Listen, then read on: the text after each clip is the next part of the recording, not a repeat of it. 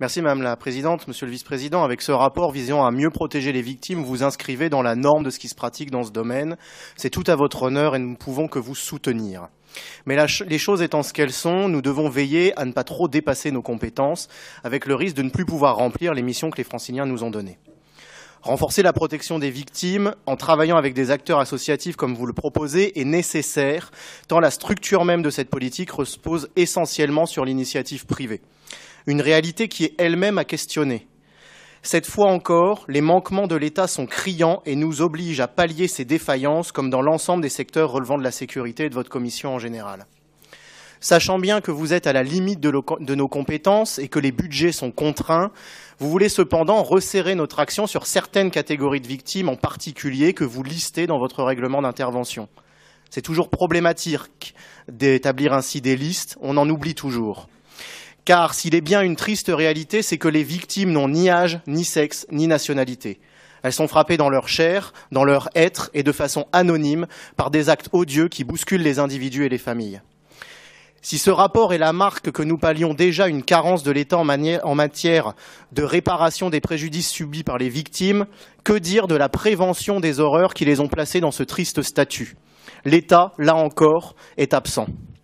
C'est la raison pour laquelle on pourra faire tout ce que l'on peut pour aider les victimes, à l'image de notre amie Sophie Fessard, qui était présente ce matin à la tribune publique de notre hémicycle et dont les jambes ont été fauchées à Nice par le terroriste islamiste Mohamed Boulel. On pourra faire tout notre possible tant que nous n'aurons pas retrouvé une véritable défense nationale, ce qui paraît mal engagé alors que le terme même a disparu des attributions ministérielles depuis hier. Et retrouver une protection efficace de nos frontières, tout cela restera vain pour les victimes du terrorisme.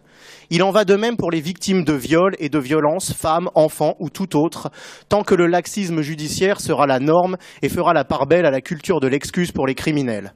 Tant que cette réalité sera en marche, nous pourrons et nous devrons toujours agir à notre niveau régional, mais cela restera vain pour ces victimes aussi. Nous faisons ce que nous pouvons, nous faisons ce que nous devons, mais nous ne faisons que pallier, et ce n'est pas assez. Je vous remercie.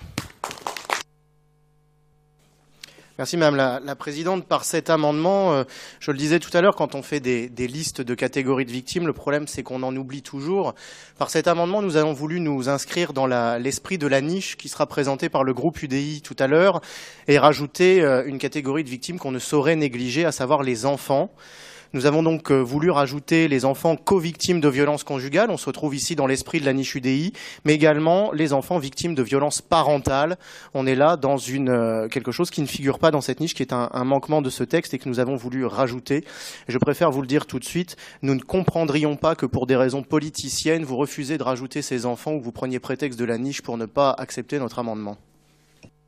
Monsieur Legrand.